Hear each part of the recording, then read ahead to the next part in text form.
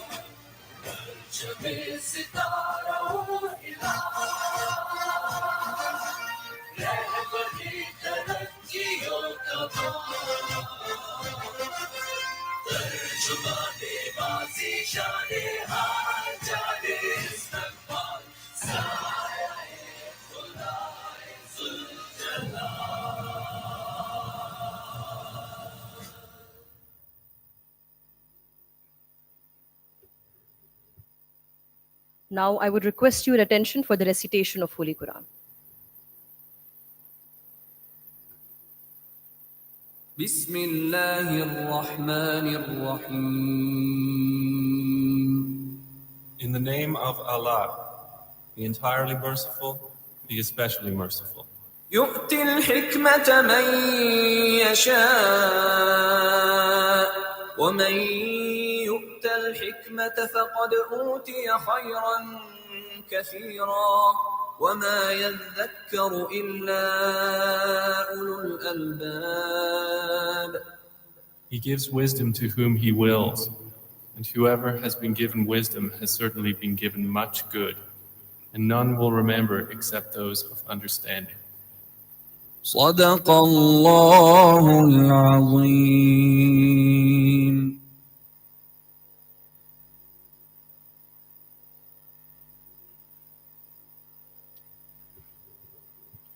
Before proceeding towards the topic of today's discussion, I will give a brief overview regarding the scope and research work of the activities undertaken at CAS.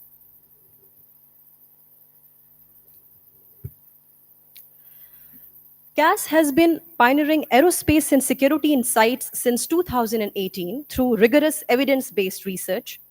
It has been influencing Pakistan's thought leaders and collaborating with academics and practitioners worldwide.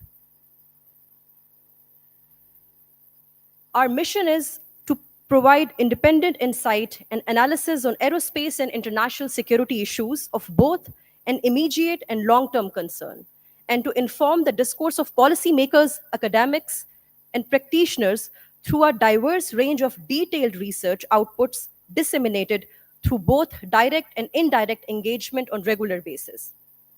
Our core values include independence, analytical rigor, and foresight. Our vision is to serve as a thought leader in the aerospace and security domains globally, providing thinkers and policymakers with independent, comprehensive, and multifaceted insight on aerospace and security issues. Our broad areas of research comprise aerospace, security, emerging technologies, and strategic foresight. CAS advocates for multidisciplinary research in areas of its core interest, as flashed here. As part of the Advisory Board of Government of Pakistan's National Security Division, CAS has made significant contributions by offering policy guidelines on matters of national interest, particularly in the domain of security, both military and non-military. CAS has developed networking channels and collaborations with several distinguished national and international institutions and academics for exchange of expertise. The collaboration is also visible in numerous external publications on distinguished platforms. CAS produces working papers, issue papers, opinion articles, commentaries, book reviews on relevant and time-sensitive issues. CAS extends its research impact through its regular series of seminars, webinars, roundtables, guest lectures, and notable domestic and international appearances by our researchers and directors as shown in this slide. CAS serves as a critical platform for policy debates engaging national and international thought leaders and decision makers to influence policy outcomes and raise awareness on key issues.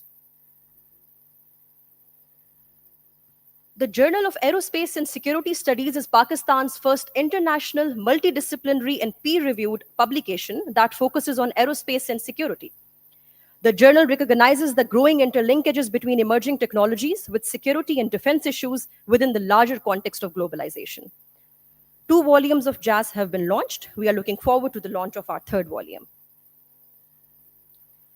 Global Strategic Threat Response is our biennial flagship event. The first G-STAR conference was held in year 2020, followed by the next one, which happened in October 2022. The event attracts hundreds of participants, including prominent international delegates. The opening and closing sessions are addressed by distinguished speakers, including President of Pakistan, Foreign Minister of Pakistan, and Chief of Pakistan Air Force. Our way forward is to integrate AI and big data analytics in research and communication channels, increase the influence and citation reach of CAS research in specialized domains, and augment domestic and international outreach. Our work is showcased across all social media platforms, enhancing our connection with our audience. Do follow CAS on various social media platforms to stay updated.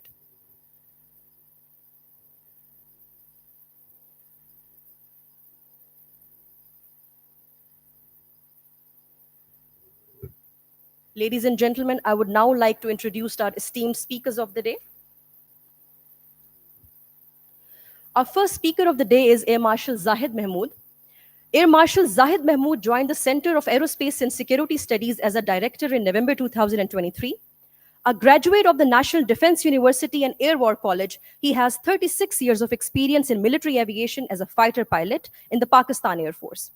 During his service with the PAF, he has held various command and staff appointments, including Assistant Chief of Air Staff Plans, Director General C4I, Deputy Chief of Air Staff Personnel, and Vice Chief of Air Staff.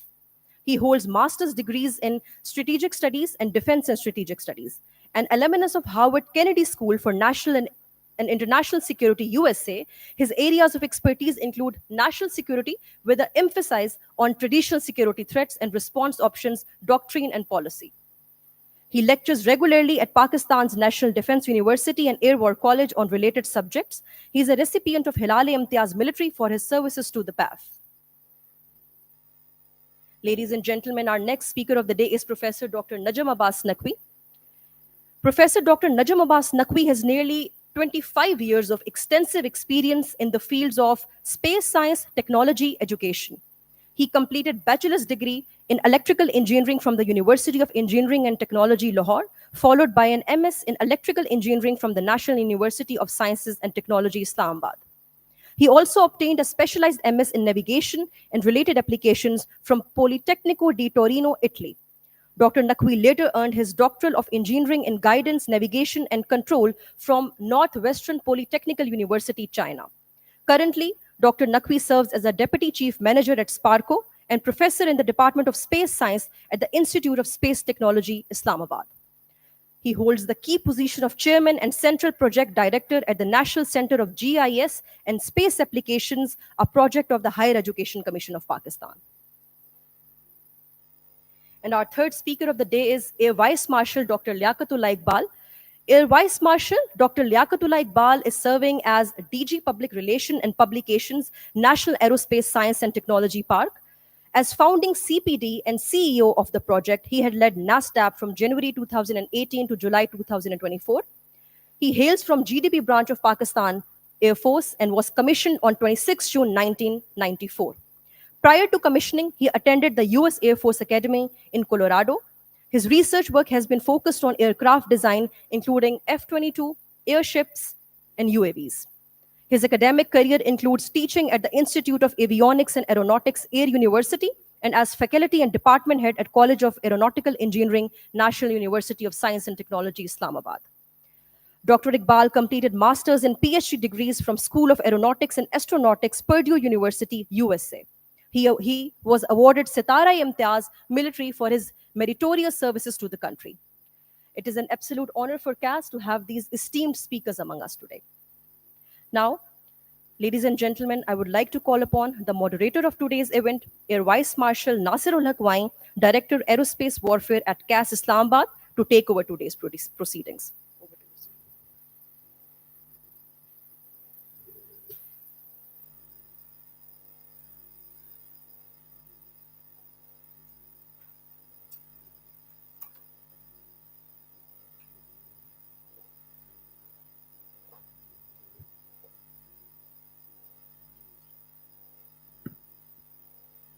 Assalamu alaikum and good morning.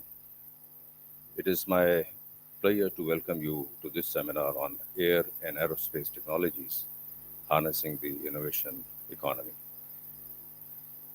CAS is planning a series of seminars on aerospace power, and our today's endeavor is the first one in this regards. We stand at a crucial intersection where military, economic, and technological power are increasingly intertwined. The shift from air to aerospace power is not only a strategic necessity, but also a pathway to economic progress through innovation. For decades, air power has been synonymous with military superiority, defined by speed, range, and flexibility. But today, aerospace power and integration of air, space, and cyber capabilities represents the next frontier. Developed nations are at the forefront of this transformation, leveraging advanced technologies to reshape defense strategies. What makes the evolution truly groundbreaking is its connection with the innovation economy. Aerospace power extends beyond advanced aircraft or sophisticated defense systems. It involves harnessing innovations in space exploration, satellite technology, cyber warfare, and artificial intelligence to redefine modern military capabilities. This innovation economy creates a loop where technological advancements drive aerospace progress, reinforcing both national security and economic resilience.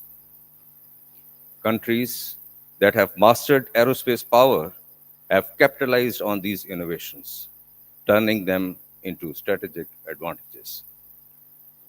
From space-based communications to stealth technologies, these advancements are reshaping military engagements and strategic deterrence.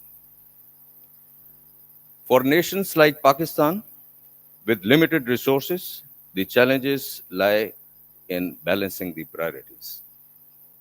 However, aligning with innovation economy offers significant opportunities, including enhancing military effectiveness and stimulating economic growth through high-tech industries. Today's seminar will explore the necessary capabilities to transform air power into aerospace power and how developing nations can maximize their impact within the limited means. I invite you all to reflect on aerospace power as both a military asset and an economic driver. With that, I would like to invite our keynote speaker for today, Air Marshal Zahid, to kindly share his insights. Air Marshal Zahid, sir.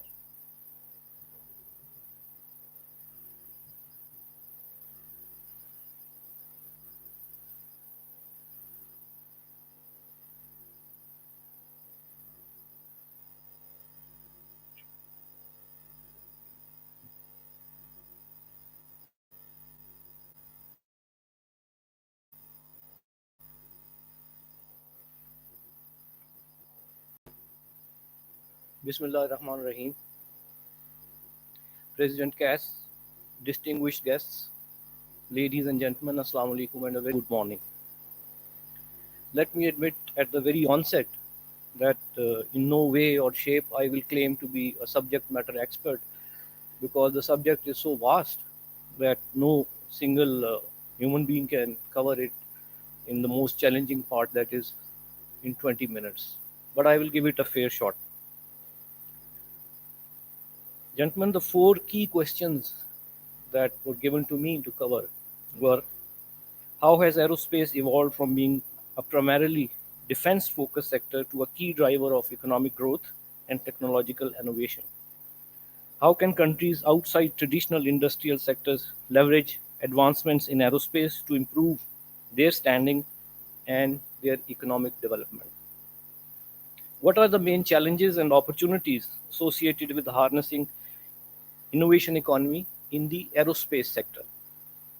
And how are the air and space likely to evolve in the next decades in terms of both national security and their economic impact? Ladies and gentlemen, the first question of evolution. The evolution of airspace from primarily a defense-focused sector to a key driver of economic growth and technological innovation is a fascinating journey spanning more than a century.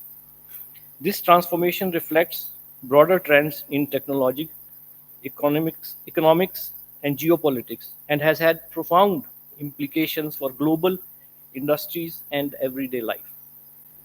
The origins of aerospace are deeply rooted in defense.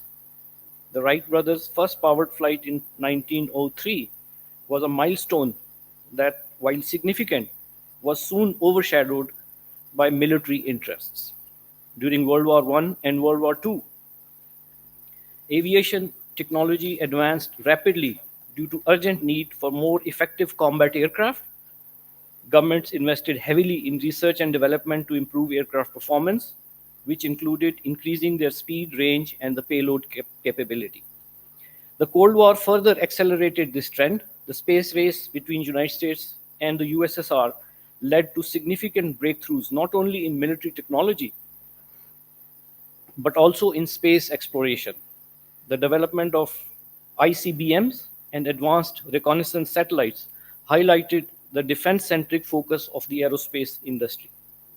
This era saw massive investment in aerospace R&D, which were primarily driven by national security considerations. The post-World War II era marked a turning point as the aerospace sector began to shift its focus towards commercial aviation. The 1950s and 60s saw the introduction of commercial jetliners such as the Boeing 707 and the Douglas DC-8, which revolutionized air travel by making it faster and more accessible. The economic potential of commercial aviation became apparent as airlines started to emerge as significant players in national economies. The deregulation of the airline industry in the late 1970s, particularly in the United States with the Airline Deregulation Act of 1978, further catalyzed this transformation. Deregulation led to increased competition, lower fares, and the growth of new airlines. This shift towards a more market-driven approach allowed the aerospace sector to expand beyond its traditional defense boundaries, leading to substantial growth and increased innovation. As commercial aviation grew, so did technological innovations in aerospace sector. The development of more fuel-efficient engines, advanced materials, and aerodynamic designs helped to reduce operational costs and enhance performance. The aerospace industry's push to new markets was facilitated by advancements in satellite technology, and satellites have become crucial for communication, weather forecasting, navigation, and Earth observation. The launch of commercial satellites and the growth of satellite-based services has opened new revenue streams and applications beyond traditional defense. The 21st century has seen an unprecedented expansion of private sector involvement in aerospace. Companies like SpaceX, Blue Origin, and Virgin Galactic have emerged driven by entrepreneurs with a vision to make space more accessible and commercially viable. This new wave of private investment has been pivotal in reducing the cost of space travel, fostering a competitive market for space exploration and satellite deployment. SpaceX's development of reusable rockets has been particularly revolutionary, significantly lowering the cost of accessing space. The commercial launch services market has expanded, allowing for a variety of new applications from satellite internet constellations to interplanetary exploration. This privatization of spaceflight has not only driven innovation, but has also created new ecosystems of companies and industries related to aerospace. The economic impact of aerospace sector expands far beyond the immediate industry. The sector supports millions of jobs worldwide, including those in manufacturing, engineering, maintenance, and operations. It also stimulates economic activity in related industries such as tourism, telecommunications, and material sciences. The global aerospace industry is now a major player in the economy, contributing hundreds of billions of dollars annually. It has become a key driver of high-tech manufacturing, R&D, and skilled employment. The sector's focus on innovation has led to advancements in material science, avionics, and automation, which have applications beyond aerospace, including automotive, healthcare, and consumer electronics. And if you look at this slide, by the year 2023, the aerospace global market share is projected to be close to 1,400 billion US dollars. Now, if you look at the market share by region, I want to point out that the Asia Pacific region holds and is projected to hold around 20% of the global market value. This is both a challenge and an opportunity. So that brings me to the next question, which is how countries outside traditional industrial sectors, like developing countries like Pakistan, can improve their standing and their economic development. Gentlemen, developing countries can leverage advancements in aerospace sector to boost their economic development and global standing through several strategic approaches. Aerospace technology, traditionally associated with space exploration and military applications, has far-reaching implications that can benefit diverse sectors, and in my view, a stepwise and scalable approach can help developing countries to leverage available opportunities in the aerospace sector. I will just highlight these steps one by one. Aerospace advancements often drive cutting-edge technologies that can be adapted for other industries. Developing countries not traditionally involved in aerospace can benefit by encouraging research and development, investing to explore aerospace technologies and their applications in different sectors, such as telecommunication, material sciences, and artificial intelligence. Facilitating partnerships between aerospace companies and local industries to transfer technology and knowledge. This can lead to development of new products and services that enhance competitiveness. If you research the topic in greater depth, there are a host of emerging technologies which are under discussion these days. But I have selected these 7 to be the one that directly impact the aerospace industry. The aerospace industry requires a highly skilled workforce, and countries can leverage this by establishing or enhancing educational programs and vocational trainings focused on aerospace technologies. This can create a skilled workforce focused on aerospace and various other related high-tech industries.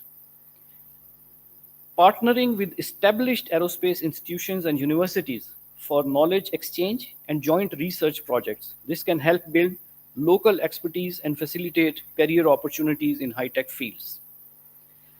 Aerospace research often overlaps with other scientific fields, providing opportunities for joint research initiatives.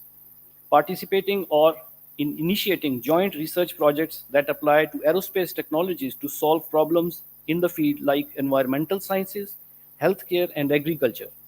For instance, satellite technology can be used for environmental monitoring and disaster management. Developing or upgrading research facilities to support aerospace related studies, which can also be used for interdisciplinary research, fostering innovation across various fields.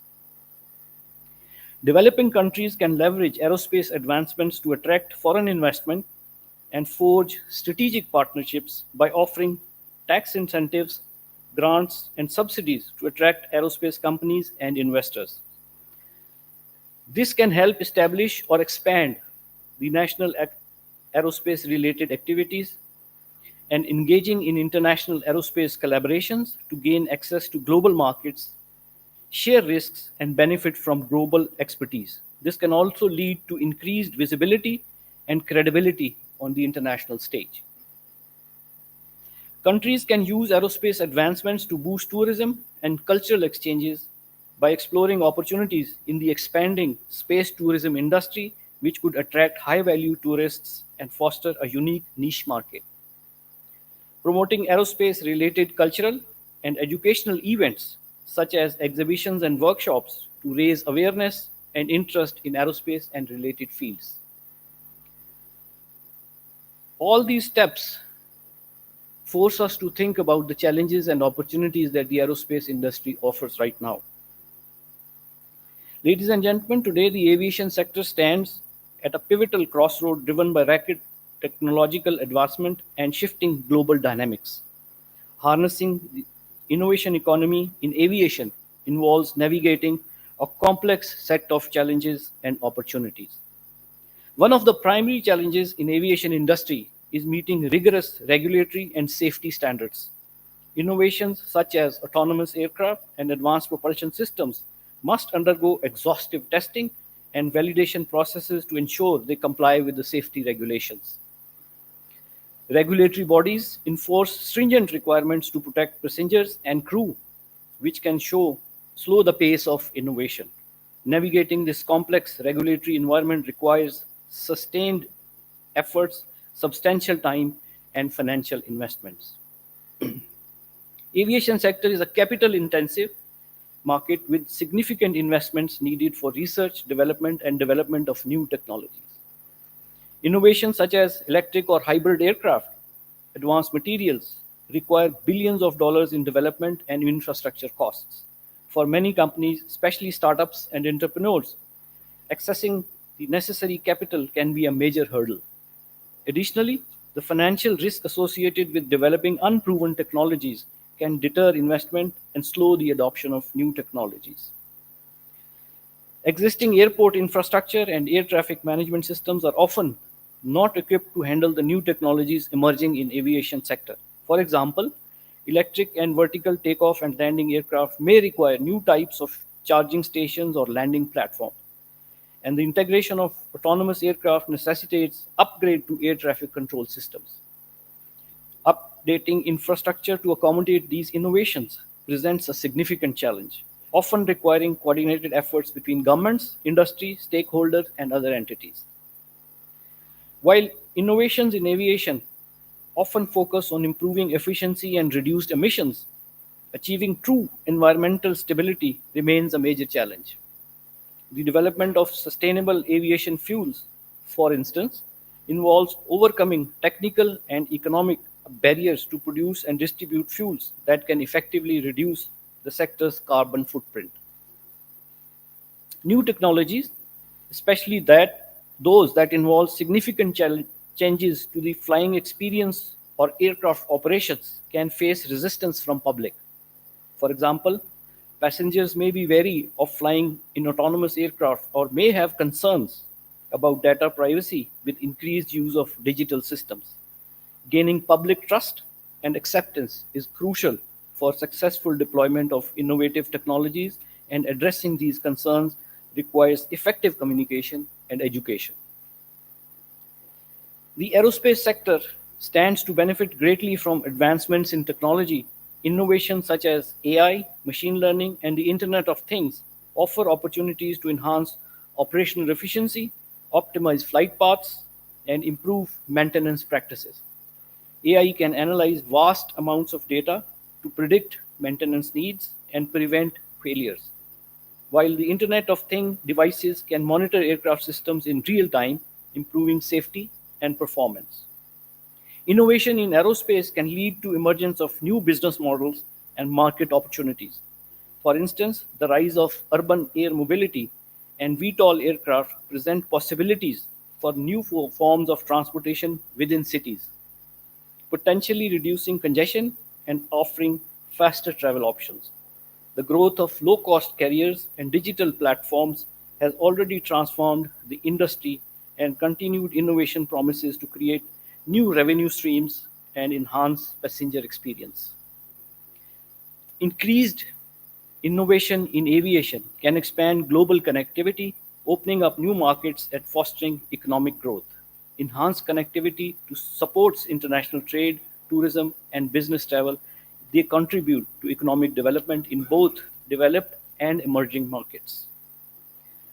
Having addressed the first three questions, I come to the last and the key question as to how are air and space likely to evolve in the next decade in terms of both national security and economic development. The next decade promises transformative shifts in both air and space domains, influenced heavily by advancements in technology, evolving national security concerns, and economic opportunities. As climate change concerns intensify, the aviation industry is investing heavily in electric and hybrid aircraft technologies. Companies like Airbus and Boeing are developing prototypes for more sustainable aviation solutions. These technologies can aim to reduce carbon emissions, improve fuel efficiency, and potentially lower operational costs in the long run. Automation in aviation is progressing with advancements in autonomous or semi-autonomous flight systems. The development of drones and unmanned aerial vehicles for both commercial and military applications is expected to grow exponentially. Autonomous flight technologies could enhance safety, reduce human error, and optimize traffic management. The concept of urban air mobility is gaining traction, with electrical and vertical takeoff and landing aircraft being tested for use in urban environments. Companies are exploring new technologies that could transform city transportation, reducing congestion and faster transit options. The commercialization of space is accelerating, with private companies like SpaceX, Blue Origin, and Rocket Lab leading the change. The development of reusable rockets and cost-effective space travel solutions is opening up new possibilities for space exploration and satellite deployment. The deployment of satellite mega constellations such as SpaceX Starlink and Amazon's Project Kuiper aim to provide global high-speed internet coverage. These constellations could revolutionize global communications, bridging digital divides and enabling more robust connectivity in remote areas. Space tourism is also moving from science to fiction to reality, with companies like Virgin Galactic and Blue Origin offering suborbital space flights as a technology. Enhanced air surveillance technologies, including advanced radar systems and high altitude drones, will likely play a crucial role in national security. The ability to monitor and respond to threats more effectively will be essential as geopolitical tensions evolve in the coming decades. Nations are investing in advanced air defense systems to protect against emerging threats, including hypersonic missiles and advanced stealth aircraft. The development of sophisticated interceptors and missile defense systems will be critical in maintaining air superiority in the coming decade. As space becomes increasingly congested with satellites and debris, enhanced space situational awareness will be critical for national security. Improved tracking and monitoring systems will help prevent collisions and protect space assets. The development of space-based defense systems, including missile warning satellites and space-based sensors, will be crucial for early detection of potential threats. Nations may also explore space-based platforms for defensive capabilities and strategic deterrence. Ladies and gentlemen, to conclude, I have a few parting thoughts. In the next decade, Both air and space domains are expected to undergo substantial changes driven by technological innovation, shifting national security priorities, and evolving economic landscapes. Developing countries, especially Pakistan, must recognize and seize the opportunities that the aerospace sector has to offer. Aerospace domain has the capacity to nurture and absorb innovation like no other industrial sector. It can also bolster a host of downstream industries. Emerging technologies like artificial intelligence and machine learning are revolutionizing design, manufacturing, and maintenance practices. The rise of urban air mobility is set to redefine transportation in urban areas. The future of aerospace industry is bright, characterized by capacity to innovate and a commitment to meet the challenge of a rapidly changing world. As technology continues to evolve, aerospace industry will play a crucial role in shaping global and national economies. With that, I thank you all for a very patient hearing.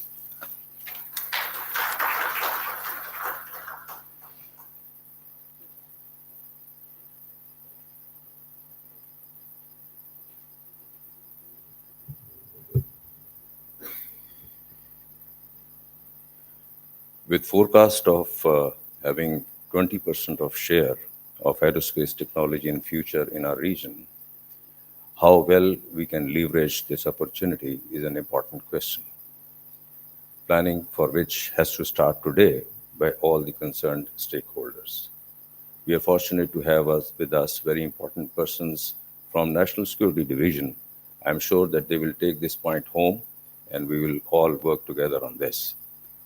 Considering that the investment in aviation sector is a costly affair, with the current economic state, such discussions that we are holding may sound strange, but we have to take the step in the right direction and let the aviation and aerospace contribute to strengthen our economy.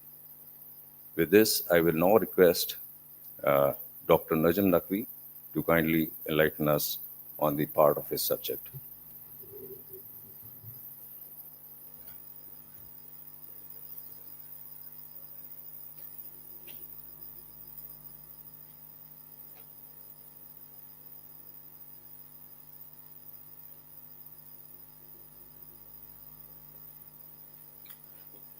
Bismillah Rahman Rahim. Assalamu alaikum. Thank you very much for giving me this opportunity to speak before this August House. All the senior members are over here. A few of my teachers, like Dr. Monem is also here. Dr. Al-Qamar Islam is there. First of all, I will talk a little bit academic. The first disclaimer is that I don't know anything about the aviation industry. And the second disclaimer is that about the space, I also know a very little. So what I have gathered, what I have, I will just share with you, and rest is up to you. And most of the things that I will be presenting you, it is not my theory, not my idea. It is all from the internet. And this data and technology is available everywhere on the internet, and it is easily available. So what I think about this whole topic of space and technology nexus, boosting national security and economic prosperity, I will try to present a short case studies before you so that we can decide, because a technology is not only a single point, it is linked with the multiple things. And same when we talk about the national security, it is not only the security at the borders. It is an individual security, the security of the thoughts, the security of the knowledge, and the security of the people living on this land. So let me start, please. Does it work or not?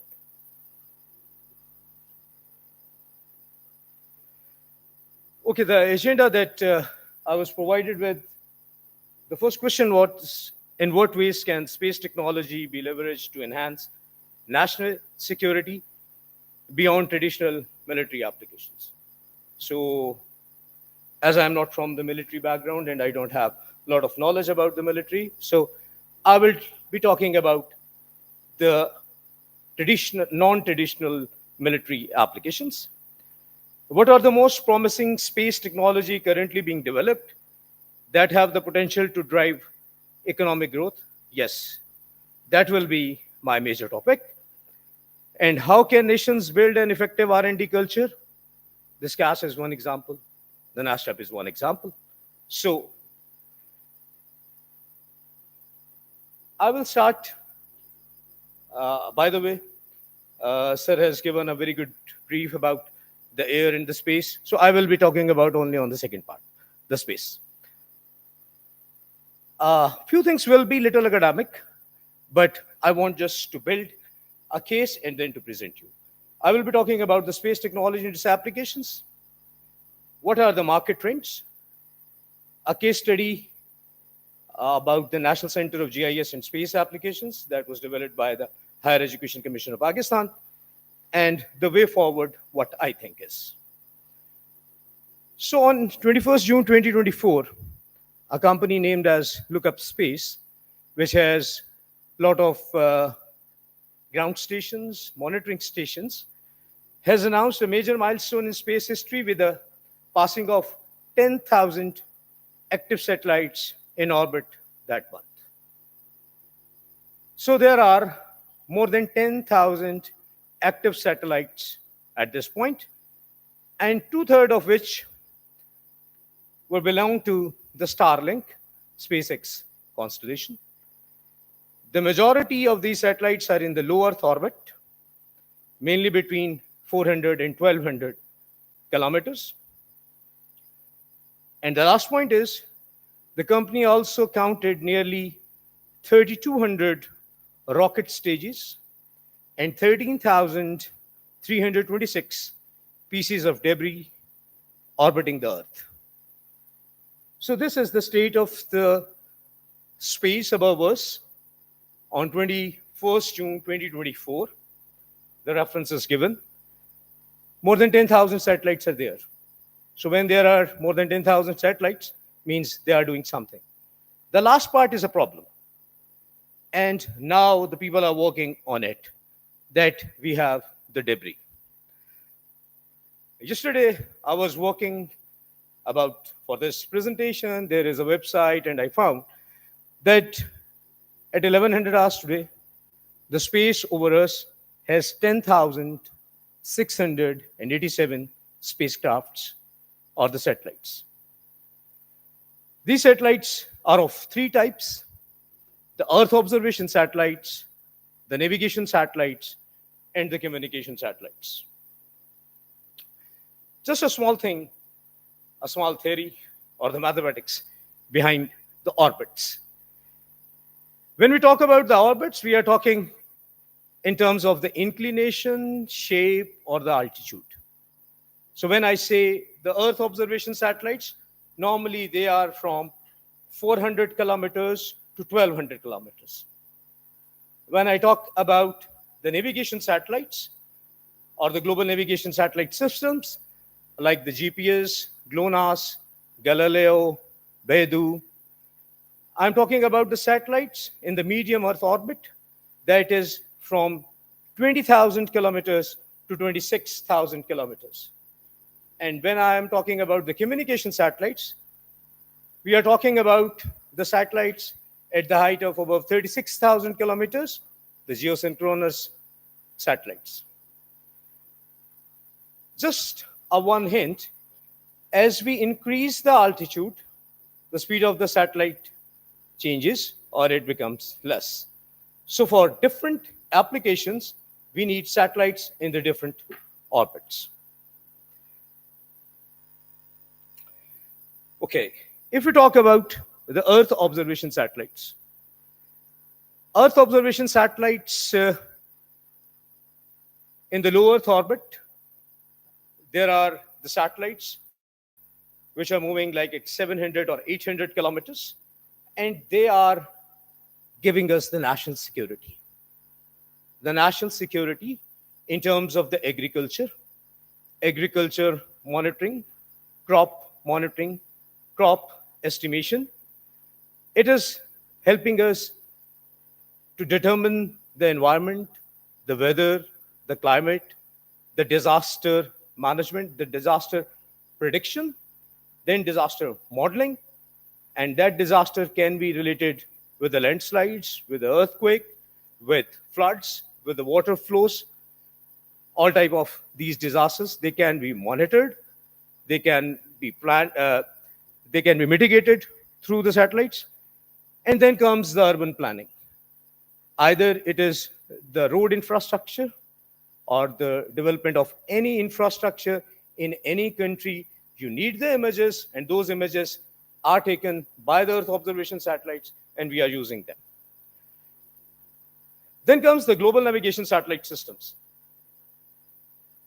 When I was coming here for the very first time, I was using the Google map. That map works according or with the help of the GPS. Last night I was working and I need the pizza. I ordered the pizza. The Uber boy, the delivery boy, he came using the GPS technology. And my son has to go to the college. He called the Uber. That Uber was under the Global Navigation Satellite System application. My wife ordered something from some brand, and that again, that boy came with the help of the space technology. The telephone that we are using, the cricket match that we are seeing, you think of the area and you will find that there is an application of the satellite technology. But there are two things. One is the satellite technology, and the other thing is the satellite-based technologies. So there are two parts. One is the backbone, and the other is the reach. So I will talk about that. So if we talk about the global navigation satellite systems, it means the precise position. Mostly the people over here are from the Air Force, so they have used GPS a lot. And the people in the Army, they have used GPS, and the young boys sitting over there, they play different games in which the GPS is involved. Geofencing is there, geocaching is there. Whenever you talk about the precise position, it means you need some navigation system. GPS is by US, GLONASS by Russia, Galileo by the European Union, Beidou by China, and then there are some regional navigation satellite systems, and then there are systems which can augment this global navigation satellite system, and we may have the precise position. And this precise position is needed in energy, in aviation, in spacecraft, in rocketry, in drones, in search and rescue, in maritime, in fisheries, in electrical networks. Everywhere we need the precise position and the time, and that is provided by the global navigation satellite system. And then there is the combination of Earth observation satellite that is giving you the images, then the global navigation satellite system that is giving you the precise position, and then the communication satellites which are giving you the communication signals. So most of the applications which are being developed at this time in this world, they are using these three technologies or the three types of the data, and they are helping the user, and economy is growing through the number of the users. If we increase the number of the users, of course, the economy will increase. And whatever I am saying, this is from the European Space Agency Market Report 2022 and 2024. So here, when we talk about the space technology, specifically the satellite technology, I'm talking about the applications of the satellite technology, and all these applications are human-oriented, the country-oriented, and the national security-oriented. Because at this moment, everything is based on the finances, on the economics, on the revenue generated. The World Economic Forum published a report in April 2024. Its title is Space, the 1.8 USD trillion opportunity for global economic growth. This report has claimed that in 2035, the growth will be, the total revenue from the space industry will be 1.8 trillion USD. So this is a big market. And it has grown from 630 billion USD in 2023. And now it's going from niche to ubiquitous, creating value for multiple industries and solutions to many of the world's most pressing challenges. Here, I just want to mention one point.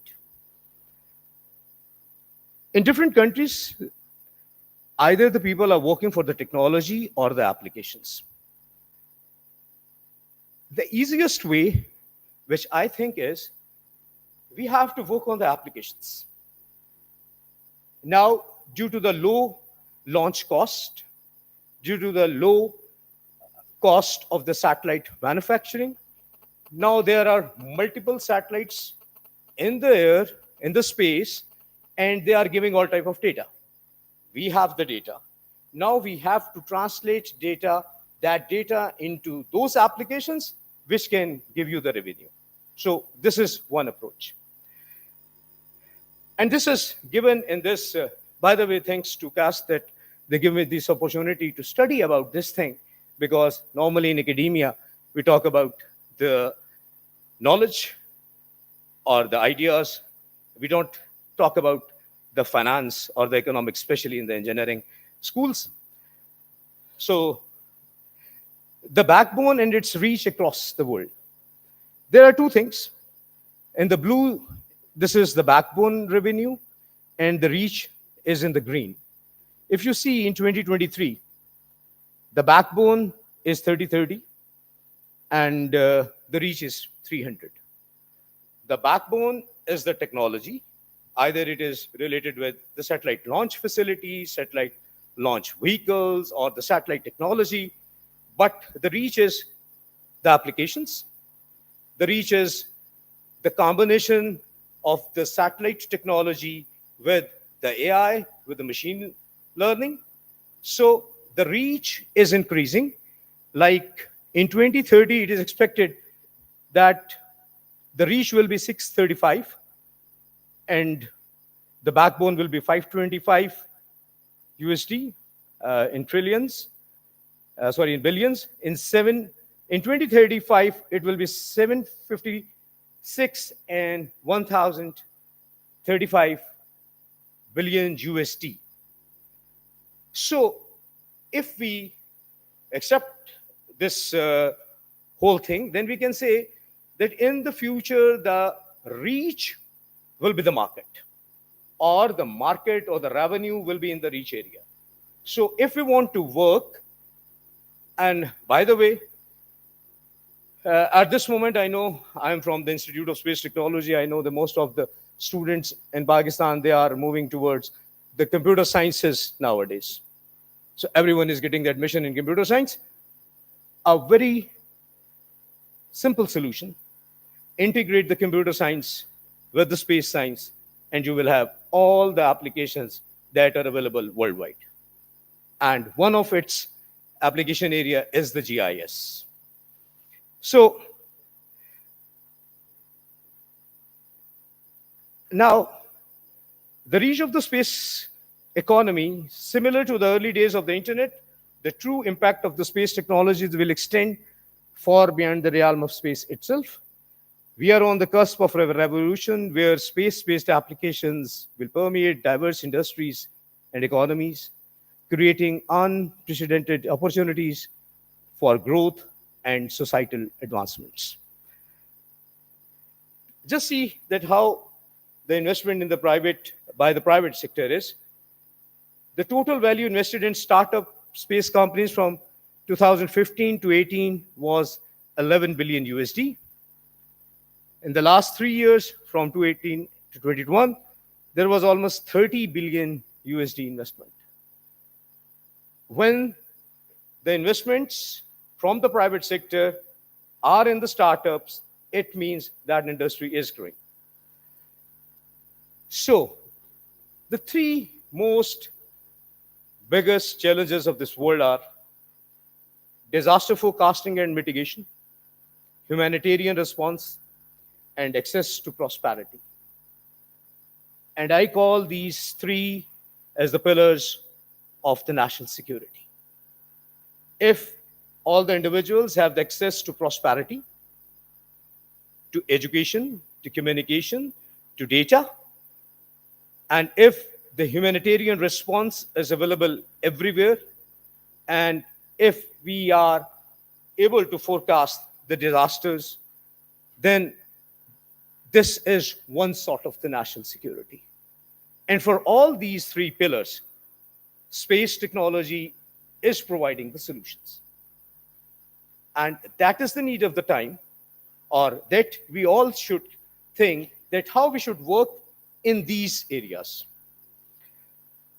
By the way, at this moment, Saudi Arabia is putting a lot of money in the space technology, space science and technology and its applications. The Peru, the Thailand, and India has emerged as one of the powers in the space technology. By the way, I was just reading one comment on the LinkedIn, so I don't know either it is right or wrong. It was said that for $1 investment in India in the space technology, they get 1.75 USD as a revenue. So there is an investment and there is a revenue. They are spending $1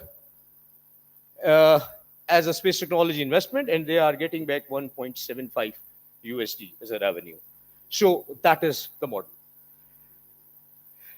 Okay, what is happening in the world? You all know that MIT has collaboration with the Boeing, Caltech with the Lockheed Martin, the University of Tokyo with Mitsubishi, and Stanford with the SpaceX. That is the academia-industry collaboration. Academia is the base or the nursery for the industry. But if the two sides, academia and industry, believes in that, in our case, there is a big gap. Everyone is trying to fill that gap, but still it is not filled. And the technology or the innovation, what I believe as an academician, that it will always come from the academia. So, in 2018, the government of Pakistan, the Higher Education Commission, they planned one thing, I must say it a case study. They developed a National Center of GIS and Space Exploration, Space Applications. That was the academia collaboration for the GIS and space application. It was nearly 1 billion project. What was that project? And I just give a very, very short description. This National Center of GIS and Space Applications has 7 labs in 7 institutions of Pakistan. In Dir, in Peshawar, in IST, in Faisalabad, in Lahore, and in Butams, Quetta. 7 labs working in the domains of GIS and space application for the problems which are prevalent in that area. For example, the Dir, the lab in Dir, they are working for the forest management using the space-based data.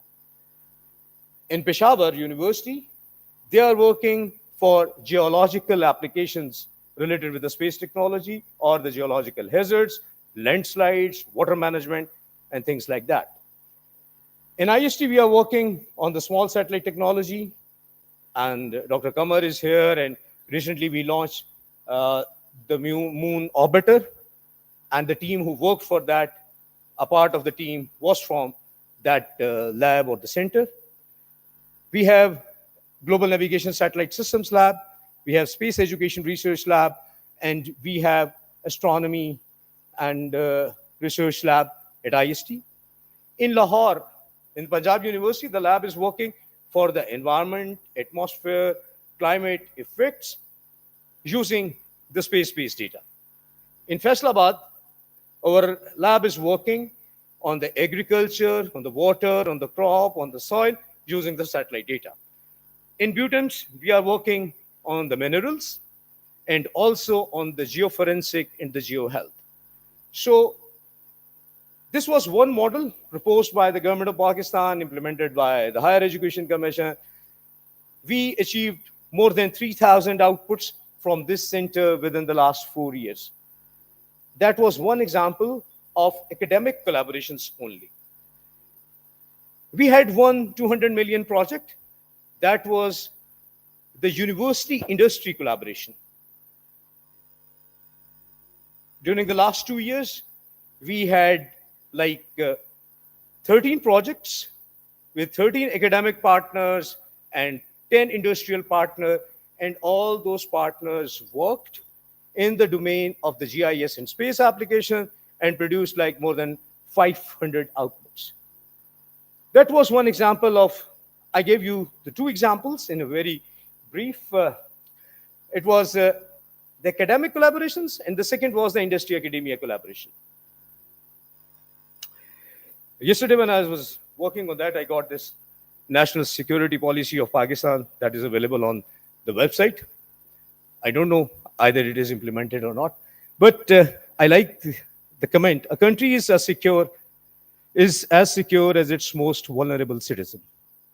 The safety, security, dignity, and prosperity of citizens will remain the ultimate purpose of Pakistan's national security.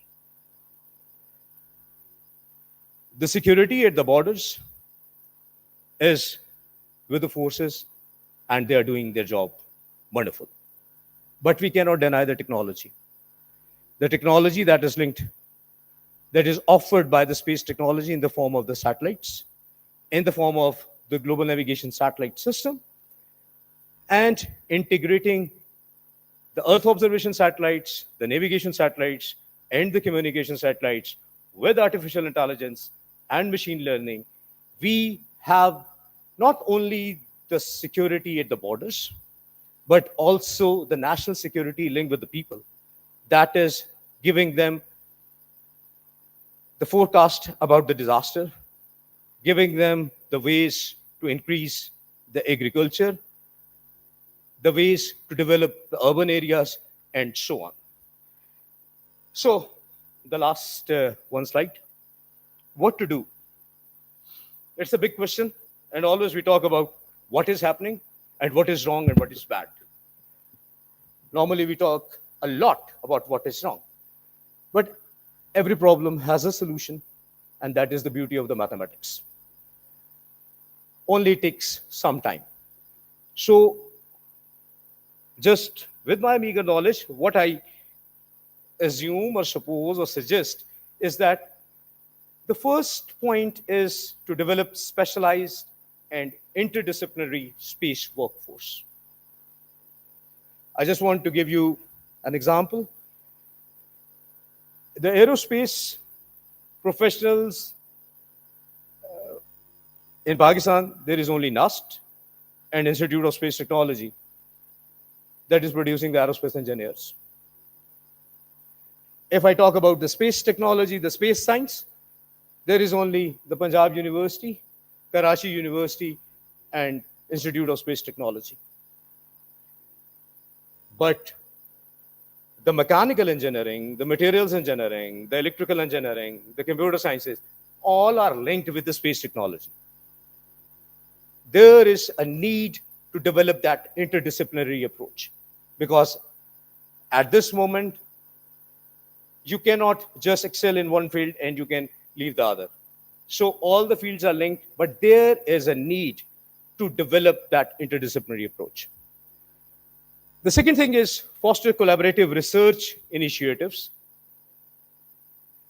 Research initiatives with academic institutions, research centers, and industry to promote innovation. By the way, a very, very clear truth, everyone needs money. Nothing goes without the finances. If we want to include the students or the faculty or the researchers or the startups in any venture, the money is needed. And if it is invested well, believe me, Pakistan has the best human resource and the best minds. The third thing is enhance space popularization. Space awareness, education, and outreach is the need. It is not only the need in Pakistan, it's need all over. Because we did just one research that in our curriculum, from class 1 to class 12, there are not more than 24 pages which are linked somehow with the space science and technology. And those pages are out of course. Teachers don't want to teach. And if this is the status, then there will be no passion for the space science, technology, and application. And when there will be no passion, then there will be no human resource. When there will be no human resource, then there will be no innovation or technology, and at the end, no revenue because there will be no applications. We have to incentivize innovation through funding and tax benefits. Just on arrival, we were sitting and someone from the government sector, he was saying that do everything with the private sector, don't involve the government sector. So you are saying very rightly. Because I know that in the government sector, how to buy one thing. What is the procedure of buying one small chip? And then when you talk about the taxes, really it is difficult to do anything. Establish aerospace innovation clusters. I'm really happy to see so many people who are concerned with aerospace. And this NASTEP is one of the biggest example. This CAS is doing a great job. And we need such type of the platforms, discussions, the way forwards, the frameworks, and then to implement that. And I just want to say that everything develops with time. हम लोग बहुत जल्दबाज हैं. All the people in the government sector or in the position, they want to get the results within some months or maybe in years. Technology doesn't happen like that. We have to develop from the grassroots level, the school, the college, the university, the institutions, and then the things will come up. And still, it can be done. And finally, the public-private partnership that is needed, because the public, when we talk about the aerospace technology, the public, they have more resources. So they can collaborate with the private, and then this technology can grow. So that was a few submissions before this August House. And my point is that this 1.3 trillion USD revenue economy in 2025, we should be the part of it. And one way is working on the applications or the reach of the space science, technology, and applications. Thank you for your patience, please. Thank you very much.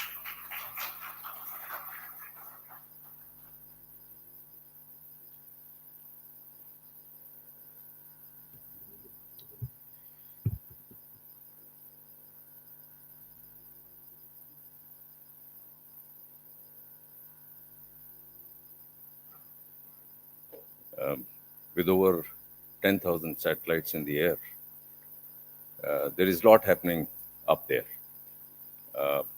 And it is influencing everything in our life, starting from technology-intensive military applications to pizza delivery. The last slide shown by Dr. Najam, Way Forward, is a very, very loaded slide. And I'm sure that our honorable guests from NST, academia, and think tanks will take these points home, and we will also distribute these points to the all honorable guests. And I'm sure that there is a lot to be done according to that slide that he has shown. With that, I would now request our last speaker of the day, Air Vice Marshal Dr. Liaquat, to kindly take the podium and enlighten us.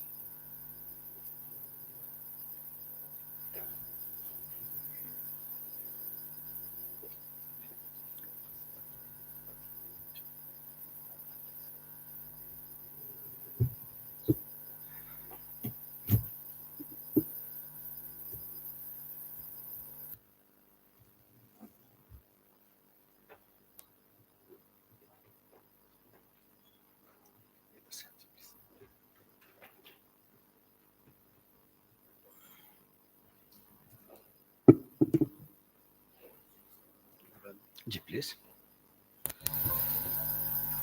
Thank you. Speaker, ठीक है.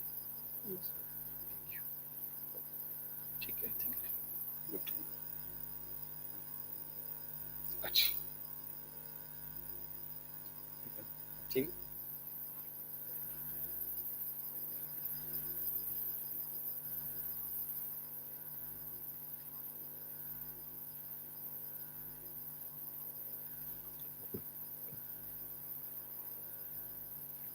Bismillah ar-Rahman ar-Rahim.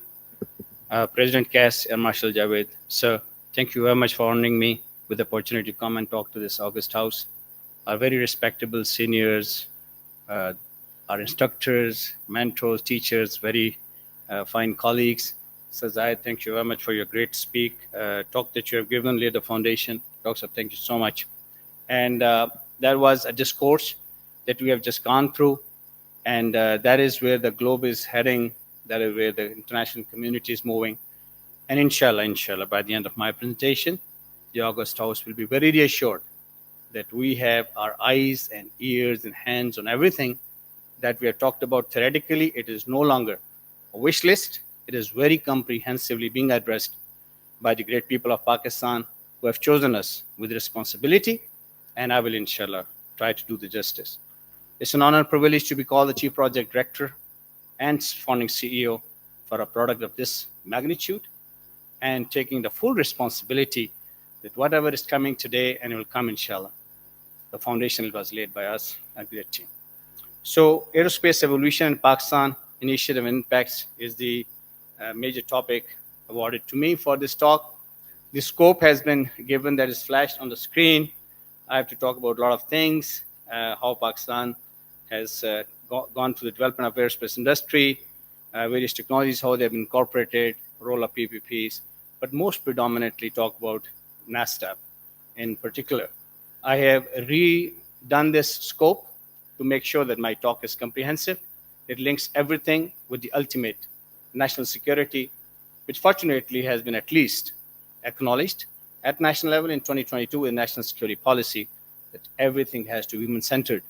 Everything has to come back to the economics, social well-being. It's a very comprehensive concept.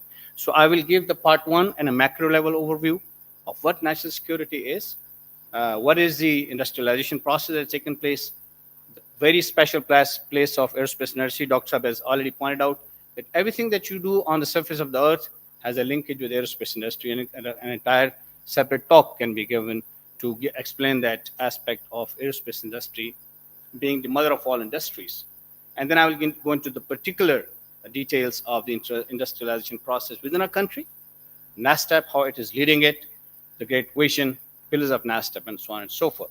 So giving you an overall macro level overview, ladies and gentlemen, distinguished guests, we know that we as human beings, citizens of this globe, have come long ways in where and how we used to live and how we are really living our lives today. And a new taste has been added in terms of space exploration in the talk we just have undergone. Systematically, this industrial growth has been labeled for the sake of academics as well as the industrial experts and the government planners from Industry 1.0 to 5.0 as to what kind of transformations have taken place.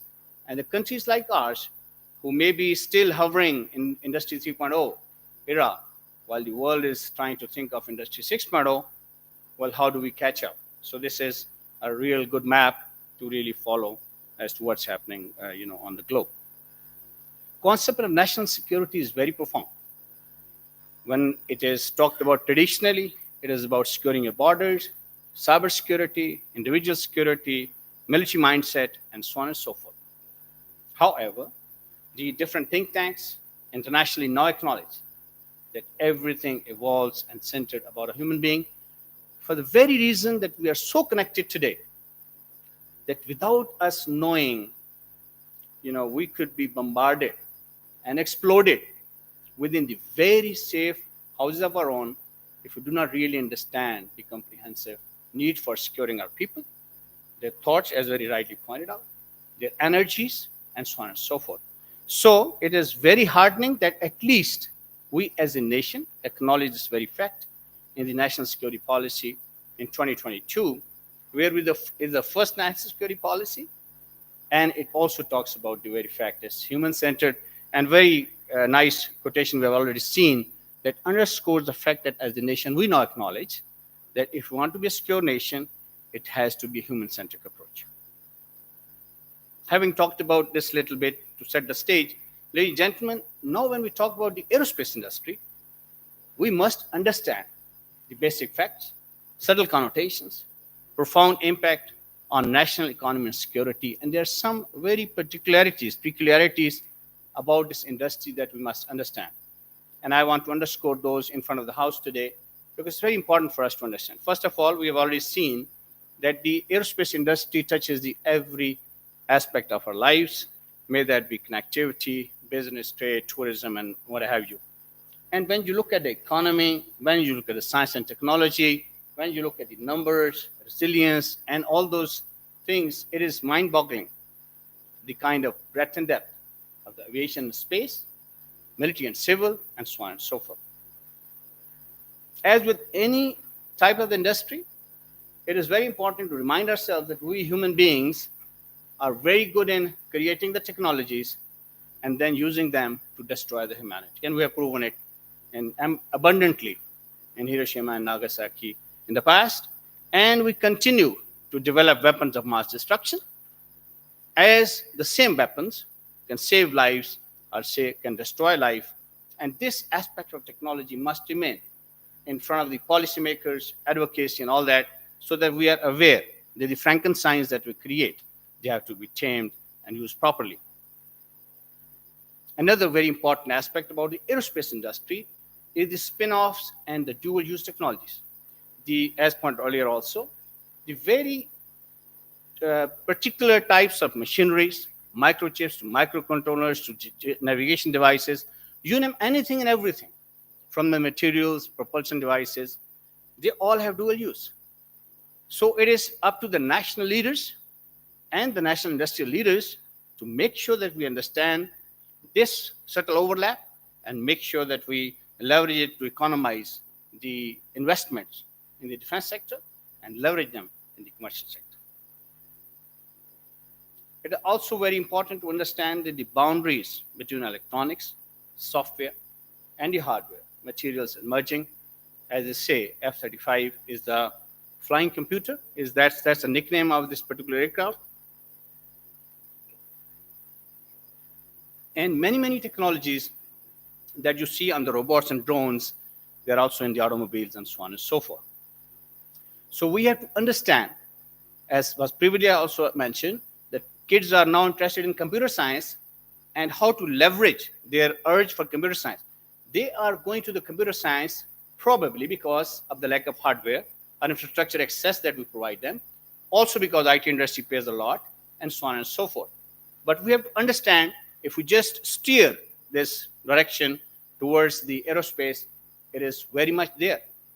The biggest piece of the pie of the industry of the IT lies in the aerospace, not in the IT industry. So that is to be also understood. Another very important point for consideration by the policy advocates is to understand what is already very well understood by the global community about aerospace. They always call it aerospace and defense, which means that aerospace is a bigger piece of the pie and defense is just a subsector. In our country, unfortunately, we label everything with defense. And then as we were talking about putting the layers of NOCs, and we just kill the topic. We have to understand science and technology, the market capitalization, and a lot of wealth lies in the commercial side of aerospace. It is actually, in general, 10-to-1 ratio. 10 trillions in the commercial aviation, only 1 trillion in the defense side. So we in Pakistan have to understand that the aerospace and defense has to be understood. Aerospace belongs to everybody. It does not have to be sensitized. It belongs to the academia. It belongs to the industry. And there should be no NOCs in this. So we as a policy advocates have to understood, and the world publishes these journals and articles knowing that it's A&D industry. We must propagate this. and the very well established spin-offs and the applications of the military's funds and research has been documented in journals every year, very regularly published as a spin-off journal by NASA. So we may take a look at those journals, that how much of investments are bringing the social change. Finally, it has all been covered, so I'll quickly skip through this. But point is this, that aerospace industry is a trillions and trillions of dollars of market. You look at the number of aircraft in the next 20 years. These forecasts that I'm submitting to you, they are by Boeing, Airbus, Ernst & Young, PricewaterhouseCoopers, Deloitte, and any other big, you can say, forecasting organizations, etc. So the number of aircraft, cargo, fleet, decarbonization, traveling mileage, and all those, everything is so huge and mind-boggling that we need to understand the dynamics, and then we leverage those dynamics to bring them in as to how do we get the piece of pie, as was also covered from the reach part being a bigger segment of the space. These are again the numbers from Airbus. So overall, in this part, what I've just covered, we must understand that national security is very profound and comprehensive subject, well understood by global community and taking roots within Pakistan now, and we have to take it further.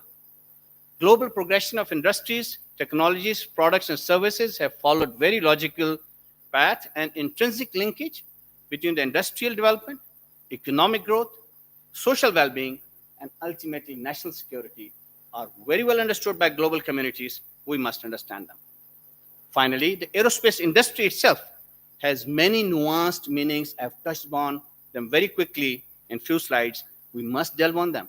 We could talk about the, all the 4 or 5 slides into an entire seminar for an entire day, delving into the, details of those and making sure that is brought to the public knowledge.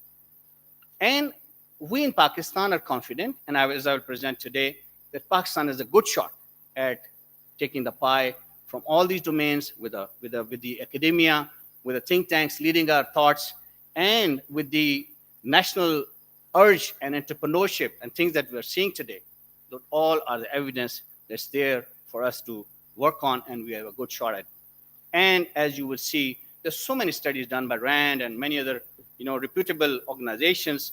A&D is the strategic industry, and it has the biggest share and impact on your national economy, national well-being, and national security. Having said that, now I will move on to the national milieu.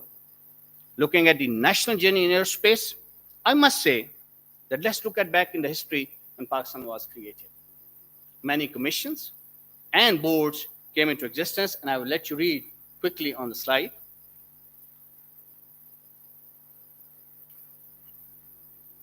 We established Pakistan Industrial Development Corporation, the PCSIR, Pakistan Council of Scientific and Industrial Research by Ministry of Science and Technology, the Planning Commission, Pakistan Academy of Sciences, and PAEC, Atomic Energy Commission, earlier on in the history of our country, and they did a great job.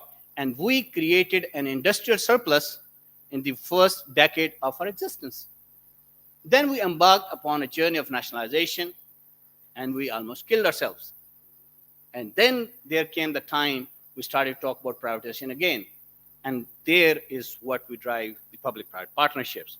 So today, if I was to sum up, that we have gone through a sinusoidal wave of industrialization, where we'd had greats of Dr. Mahbub al-Haq and alike, and then we deep down into the nationalization and killing all the efficiency and so on and so forth.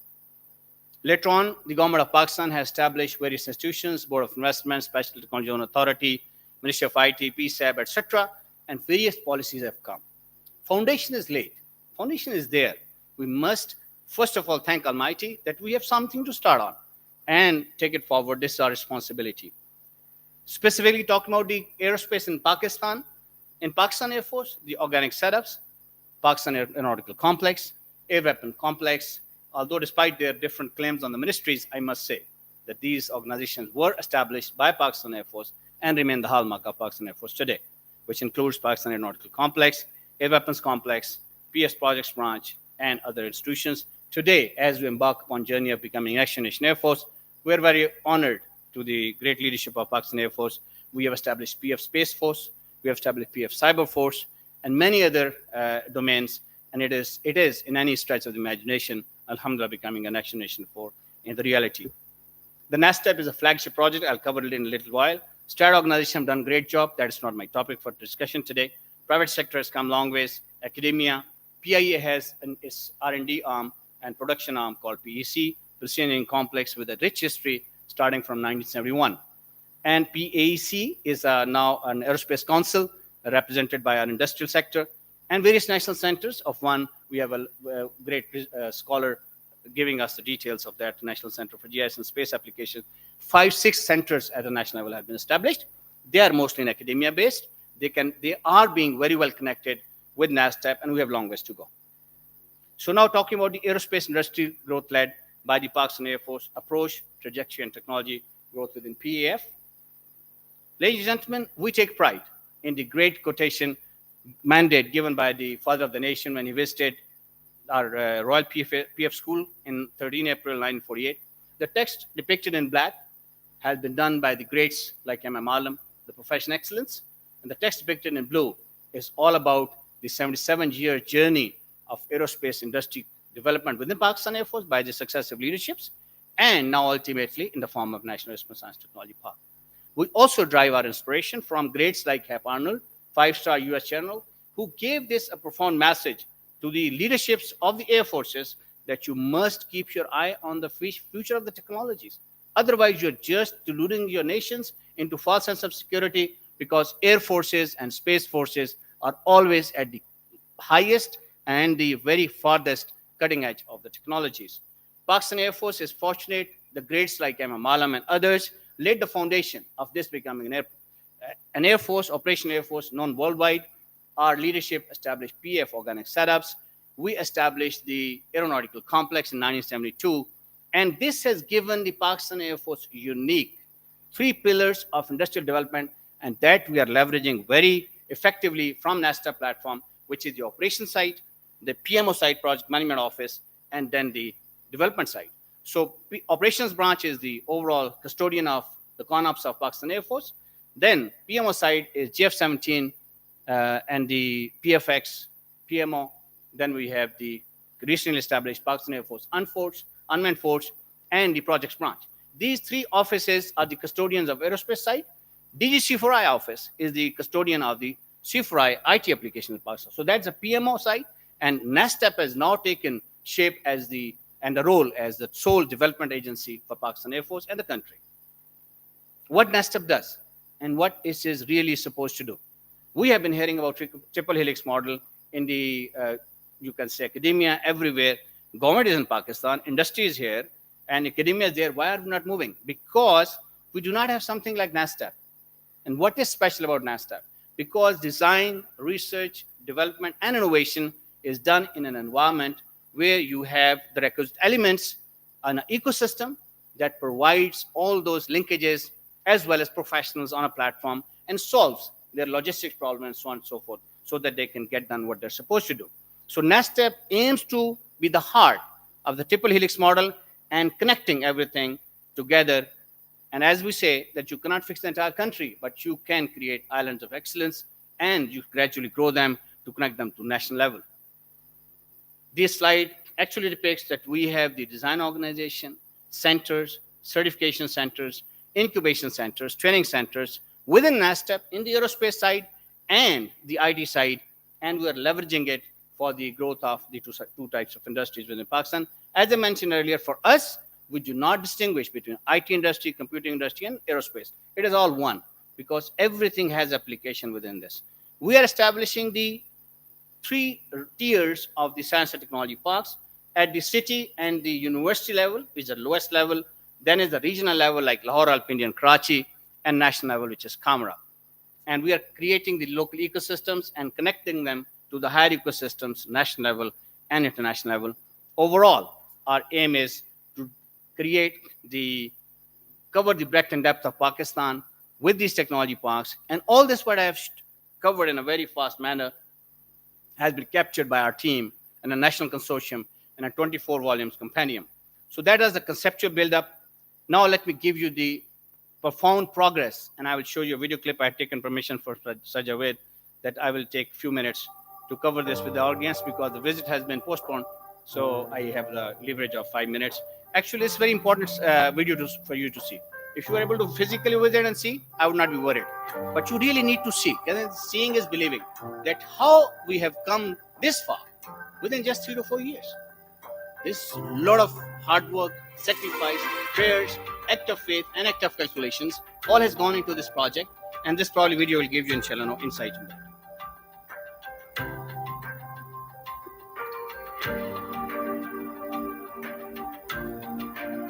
This is the National Aerospace Cluster at Kamra. It's called the Aerospace Village. You just saw the Air University Aviation Aerospace Campus. All this development that you're seeing, an entire city come into existence, Aerospace Cluster of Pakistan within the last 1.5 years. We have industrial park where the technology companies are sitting from friendly nations, and we're expanding this corridor all the way.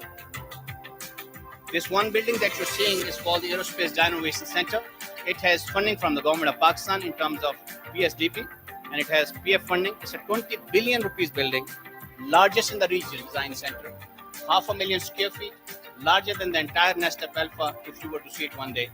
And what we have inside are the design centers that are required for the undertaking of designs of aircraft, space, and so on and so forth. Different labs are there. More than 2,000 design specialists can sit in this particular building. This is already operational, and we are developing various projects. Then is the residential complex with it.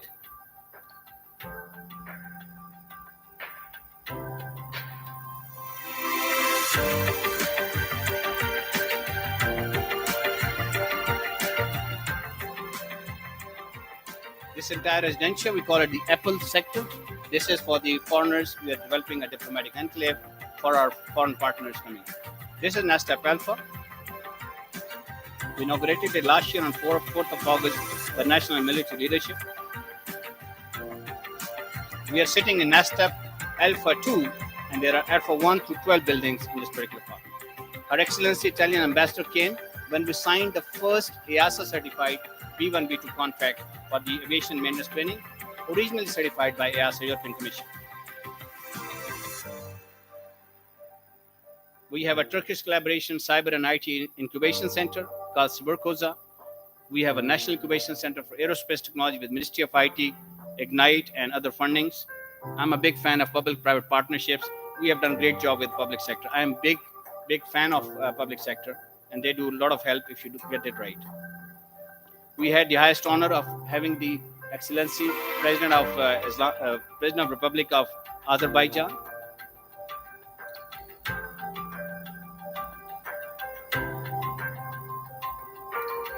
The NASTAP Silicon 1, which was inaugurated on South Side beginning of this year.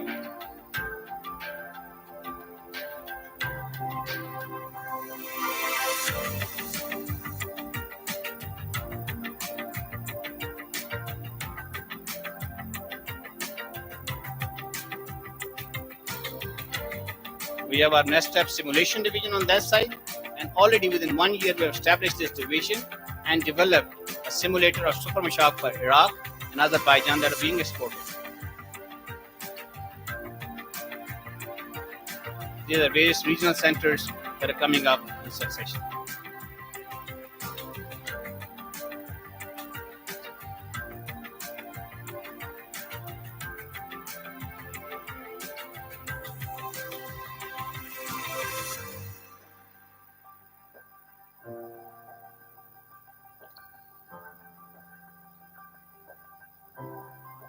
Our Lahore chapter is called NASTAP Delta. We have established NASTAP Institute of IT, which is a signature IT institute. And yesterday, we started the first batch of 200 students. They will get the, inshallah, degree in IT and cyber. And in the very first batch, we are honored to have more than 75% of merit, aggregate merit, which is achieved after several years.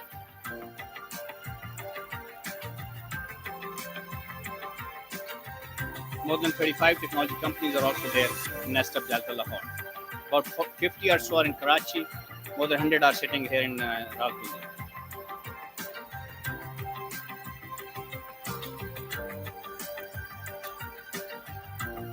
And the small baby, NASTEP Karian, this is the university level or city level technopark. Uniqueness about this is on one side you have the technology park, on the other side you have the Air University campus. And this has been operationalized by the leadership of the Air University, and we have done a great job, our team, that bringing it together. By the grace of Almighty, who could imagine this takes about 20 to 30 years to come up with this progress by the first world countries. But I think Pakistan is very special. Pakistan gets the right things whenever we make a right effort. So thank you very much for watching this video. Now I will give you the rest of the journey. We have established the 5 technology parks. We have developed an integrated operational model that we're applying. We have established the academia industry collaboration departments and taking the private sector forward. Let me give you an insight into what are the major pillars of the NASTEP sustenance and growth. The first and foremost is the national youth. We could not take more pride and we could not thank more Almighty for giving us 150 million beautiful and very capable youth. It's our responsibility to give them what we are supposed to give. NASTEP is doing its part. As I mentioned earlier, we have established the first ever EASA certified B1, B2 aviation maintenance training school. We're also having signature training institutions to convert industry ready HR. We have established a first ever with a public-private partnership, National Incubation Center for Aerospace Technologies, with 1 billion funding come from Ministry of IT, NASTEP providing all the resources and space and expertise, and a private sector consortium by 4 members has been given the contract for running it for next 5 years. We have an extensive collaboration with Turkey. We have established Cyber IT and AI vertical, which has now reached from Kazakhstan, Azerbaijan, Turkey, and Pakistan. We have 8 centers in these 4 countries. I do not have the luxury of time to give you details of all the centers that have really been now coming together. We have just finished our summer camp, internship, and startup program is being launched right now. We have held a PICTA and so on and so forth. Second pillar of our growth is the private sector. No country can grow without private sector. And countries like ours, which are public sector heavy, we must do the hand-holding. And NASTEP has been doing everything in its power, starting from the first open house of Alpha, then our Karachi chapter, Lahore, Kamra, and the Karian chapter. In every one, all these chapters, we invited more than 500 companies and different authorities and boards representatives. Overall, I have been also tasked to talk about public-private partnerships. These are just the glimpses. Inshallah, one day, when we establish an Institute of Business and Entrepreneurship of NASTEP, these case studies that we have already physically and successfully implemented will be taught. We will not have to go too far to Harvard School of Business to find out these examples. We have implemented all forms of PPP, may that be public-private, may that be public-private, private-private partnerships. All the examples, physical examples are here with the private brands, co-working spaces, with the different institutions, training institutions, and so on and so forth, and government of Pakistan and NASTEP itself. So we have a great, alhamdulillah, going on that, and we are a very big fan of the public sector and the ministries. Third pillar is outreach to experts and diaspora. All the organizations that are there to link the overseas Pakistani, we're reaching out to them. One of them is OPEN. It's an organization of Pakistani entrepreneurs. So we are reaching out to those networks. You will bear me out that GIKI and NED is to those schools which have great alumni network internationally. We have a formal collaboration and MOU signed with these 2 institutions to reach out to the alumni network. The fourth pillar is international collaborations. And for sure, we have paid great focus. These countries that you see today, they all are partners in one way or the other. We have established the Turkish collaboration I've already talked about. We established Italian EASA Institute. We have established the NASTEP Electronic Systems Design Center with Italian collaboration. We have signed first ever CCL Common Criteria Lab agreement with Tubitech Bilgam and taking it forward. We have held in next door an international expo with the 14 aerospace companies of Turkey, international expo, and so on and so forth. And the president of Azerbaijan was the culmination of our international collaborations. Overall, international joint ventures have come long ways. These names, countries that I mentioned, each one of them is either with our certification authority or with our training centers or with our certification center and so on and so forth. All these are formally part of our engagements and we're ever expanding it. So in short, to conclude my presentation, NASTEP today comprises, mashallah, 5 parks. It has various design organizations for aircraft, space, electronics, and so on and so forth. We have various international centers I mentioned. with Italy, China, South Africa, and Turkey, and many more are coming. We have total of 11 aerospace technology divisions, which are covering the breadth and depth of everything that have been talked about the August speakers already. We have 4 cyber IT and AI divisions. Then we call the accelerator division, 3 divisions, training, certification, and incubation division. Those are the accelerator divisions. Then we have the NASTEP training division, has 4 institutions. Then we have the private partners, and so on and so forth. Overall, there are more than 300 companies engaged with us. Either they are our Park tenants or they are working with us in link format. We have more than, now I think we have 4th cohort just joined us about a few days back. And today, I think afternoon, we are graduating the 2nd cohort from an incubation center. A lot is on our plate, but as I mentioned already, we have prepared an integrated operationalization model, and we have good handle on that, inshallah. Very peculiar, and I think the climax of my slide of the work that I've presented, that NASTEP is so complex, and we're very happy that it's very complex. Because in our country, nothing survives that is simple enough. That can be, very well understood and very locally talked about. That does not survive. We're very happy to have this complexity, and known only to few, alhamdulillah. NASTEP is a great project of strategic national importance of Pakistan. This belongs to the government of Pakistan and nation. And that very government and that very people have given the authority to the Pakistan Air Force to lead this from front. And this is now, NASTEP is also a branch of Pakistan Air Force, headed by a 3-star general, Air Marshal, currently Air Marshal Zafar. So we have this entire, complexity we're very happy about. Another important thing, if you were to take away one slide out of my presentation, this will be this one, that NASTEP is not just a science and technology park. It has more than 12 identities. It is a big, huge conglomerate of technology companies. It's a training institution. It's a policy institute. It is a technology club. Today you will say, I'm going to Islamabad, I'm going to go to NASTEP Alpha, and you go in Karachi, I'm going to get to NASTEP Silicon. This is going to be a prestigious technology club for all, inshallah. And we are working on that. Another important thing that I mentioned, I will bear out with my previous discussion. We really found strength by going to the public sector, by going to our ministries, boards, authorities, and commissions, and we filled in the information that they did not have. We filled them with the homework that they could not do. And I could talk, in a 2-hour session later on to give you details of this, but believe me, NAF, whether it's NAV TTC, whether it's Higher Education Commission, Planning Commission, you name any worthwhile organization that in our country, and we're partnered with them and working with them. Within 1-year time frame, we have been granted the special technology zone status to 3 of our technology parks, Rawalpindi, Karachi, and Lahore chapters. We are the only one in country to have signed the zone developer license with agreement with the STG authority. And now we are well versed with the procedures and processes. And inshallah, as now the private sector is coming in to establish technology parks, that where the real party starts. Because when we will see the real estate going from the, real estate and malls and everything to the techno parks, that is what our country needs. We are a country of 150 million young people, and they need places to work from, where the internet is there, where electricity is there, air conditioning is there. So a lot needs to be done, and I'm sure NASTEP has done its part in bringing so many, energy to the private sector and moving on. By the grace of Almighty, it is really a privilege to submit to this August House. Many firsts have been already accomplished by NASTEP in such a small amount of time that humbles us to the core. And we for sure are very happy to submit that this is nothing special done by us. This is the government of people who appointed us to do this job, trusted us with it, and we are happy that we are proving equal to the task. And this belongs to this country. And now the big thing for NASTEP, if you ask me a single next question, that would be to create a national level framework. All what we have done, what we have learned, has to be now converted into a national level framework. In 2022, when we went to ideas, we thought that we will be happy to have an honorable mention, but that God was always, as He always been, very kind that we lifted the Champions Trophy.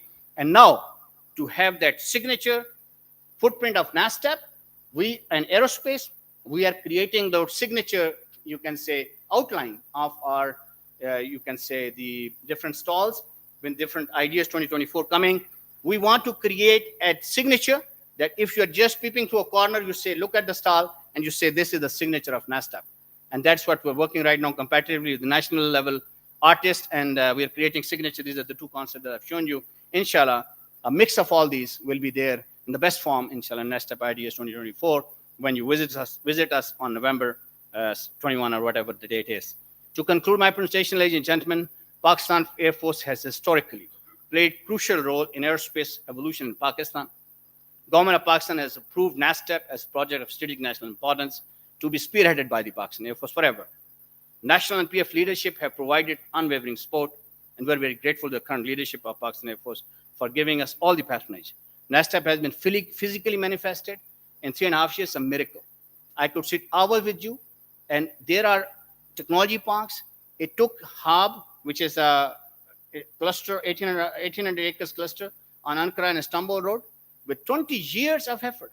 Look at the governance in Turkey and look at the other financial outlay.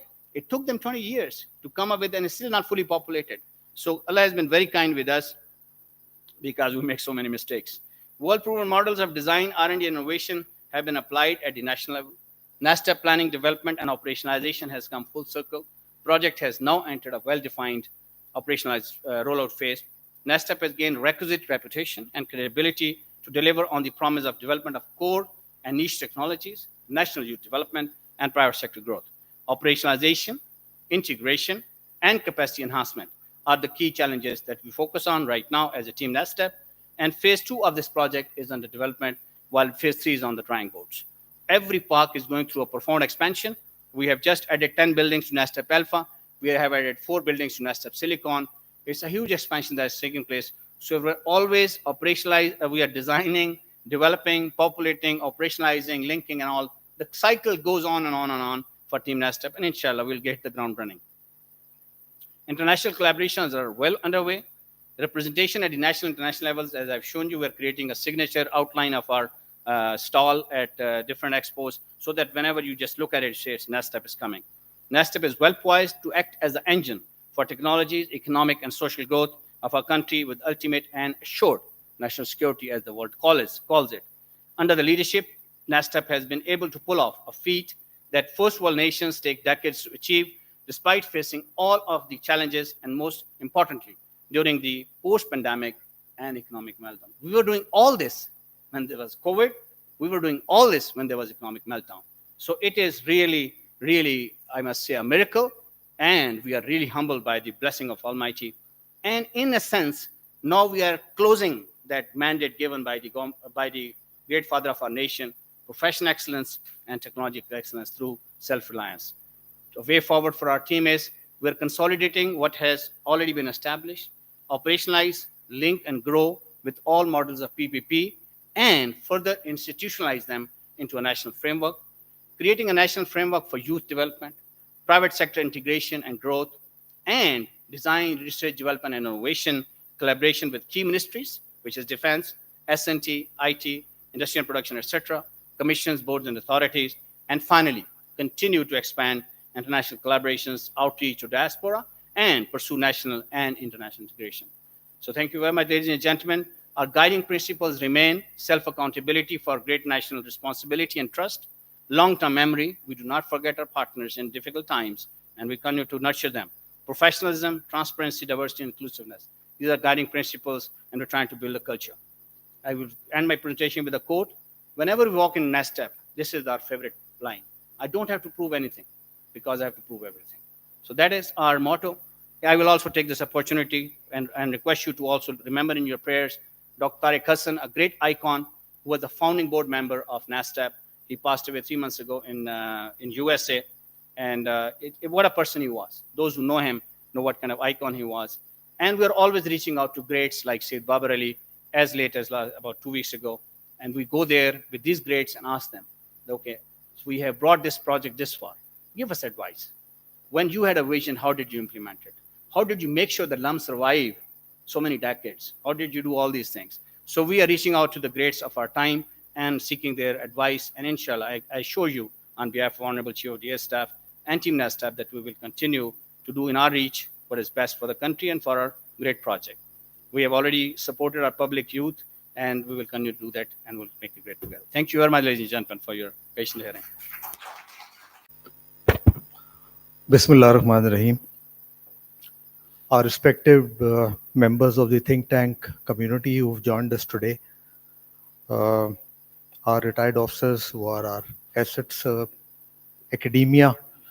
Let me thank you for joining us on this session of a series of sessions on when we talk of the core competencies of CAS. And as aerospace was the first topic, I think the today's event just scratched the topic a little because it has so many dimensions. Uh, but I really would like to thank all of you for joining us today on this first of the series of the topics which we take in our niche areas. And those are, first of all, aerospace. The second is emerging technologies. The third is security, traditional and non-traditional. And the fourth is strategic foresight, being able to predict what happens in the future. So I think these were the core areas. Concerning the topic, I think it has so many dimensions. Only some of them have been brought out today. We could have very easily written Pakistan's challenges and then air and space technologies. Or you could have written air and space technologies, the role of innovation economy, and the role of HR. So I'm very glad a lot of dimensions have come up in today's discussions. Let me just say that I know it's a very important sector. The aim of today was the entire event was designed that it culminates with a visit to NESTEP. That was the crux of today's event, and let me apologize at the outset that the visit could not materialize because of some operational commitments of the PF. Inshallah, in future, we will make sure that we go ahead with the visit and we link the entire presentations of today to the NESTEP.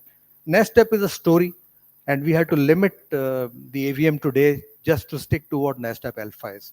Otherwise, NESTEP Alpha, Karachi NESTEP, all those are stories which are inspirational and which I think everybody must go and see. Regarding the aerospace sector, we all know what is going on, the importance of the innovation economy, what is the role of technology in this sector. And if you look how the aerospace and the air power is developing and how it shapes the economies of the world and the role innovation plays, there's a lot of money in this entire sector, as well as how air power and aerospace is being used for defense and how technologies play a role. If you look at what happened in Beirut a few days ago, and we've done our preliminary studies, this is the future of technologies. You know, anything which has something to be used as a weaponized will be weaponized. And you can well imagine if all these things are weaponized, what happens to air and space technologies and all your satellites which are flying ahead. We are studying as our core competency this particular aspect. But if you look at the role of aerospace and air power in Israel, how the Israeli atrocities are being conducted, it is all aerospace and air assets which are being utilized. The Ukraine conflict, 2 years down the line, it is very heavily biased towards how the unmanned systems come and play their roles. If you look at what the Houthis can do to shipping in the Red Sea, you know, just sitting in their own area, a country which does not have enough to pay for its bills can take up attacks and start to destroy shipping. If you look at how Iran responded to the attacks on Israel, they utilize the air assets. Or if you look at what happens in the South China Sea. So there's a lot of role with the air and the aerospace power. A very important dimension which has come up in this sector lately is the role of the private sector. So if you have everything being controlled by Elon Musk and Jeff Bezos with their 7,000 satellites in the air, and we did a study some days ago and we said that if the internet disruptions continue, we may have a Starlink in Pakistan and everybody will start to link directly and people will lose control on where the data goes. So technology finds its way to look at solutions, and these solutions come very fast in the aerospace sector. Some of the very important dimensions I would just like to mention. AVM Fahim talked about why don't we have enough invested in the parks, and today in the evening there's a graduation which takes place, and I know Liaquat didn't have the time to mention. The National Incubation Center for Aerospace Technologies is located in NESTEP. They have the graduation today at 5 p.m. in the morning where they've graduated the second cohorts, all youngsters who are working on the aerospace projects. Amar Saab ne SDGs ki baat ki, thank you very much. I think that's a very important dimension jo usme aaya hai. Pakistan, whenever we think of Pakistan, I always propagate that Pakistan has a lot of centers of excellence. There are pockets of excellence. If you want to have good food, you could go to Munal. Obviously, it is not there anymore. But if you go to Centaurus, you will not find that the economy is doing that bad. If you want to look at your academic centers, you will have academia, which is doing very well. You have individuals which have done very well in Pakistan. We have indigenized over the years. We have capability which we have taken up. I think they talked about the tactical data links. These data links were developed in their university. The weapons which were utilized against India in swift retort, all their aerodynamic analysis were done in the university. So you had this academia linkage and this element of indigenization and innovation, which has always been there in Pakistan. But I think the congrats to the PA for taking up this challenge and coming up with this fantastic idea of NESTEPS, where all these technologies come together. And for Pakistan, as the way forward was discussed, the first was to be in sync with your collaborative partners, the reliable ones. And if the technology splits between the West and the East, Pakistan would have to make its choices on which way to go. If your mobiles have to burst tomorrow, then you have to decide what equipment to use and what supply chains are being utilized for that. So I think I would like to end here and thank you once again for joining us on this very important seminar. For our retired officers, I always have a feeling that we retire very early with 30 to 40 years of service and still a long way to go, but the brains are still working. So that you contribute academically is to the strength of CAS. And one of the strengths of CAS is to look at all of you as experts. I know we have National Security Division representatives. We have Dr. Kamar over here. So very, very learned people who have joined us today. So I want to thank you once again for your presence and joining us.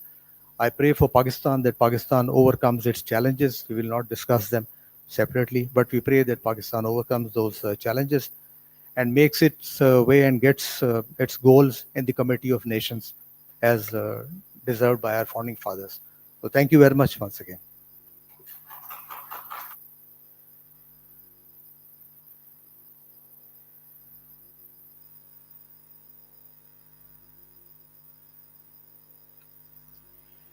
Now, I would request President CAS to present CAS Crest to the esteemed speakers.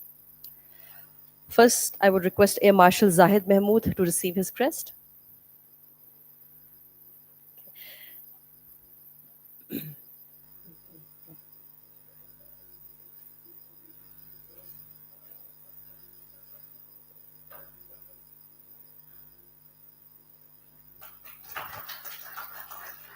I would now request Professor Dr. Najam Abbas Naqvi to please receive your crest.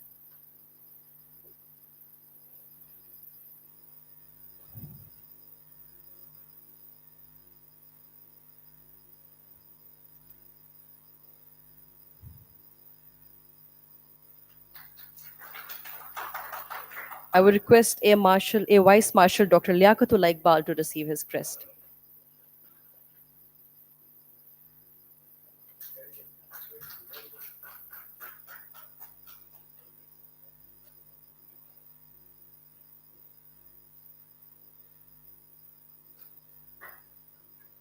Now I would request President CAS, the event moderator, and the speakers for a group photograph.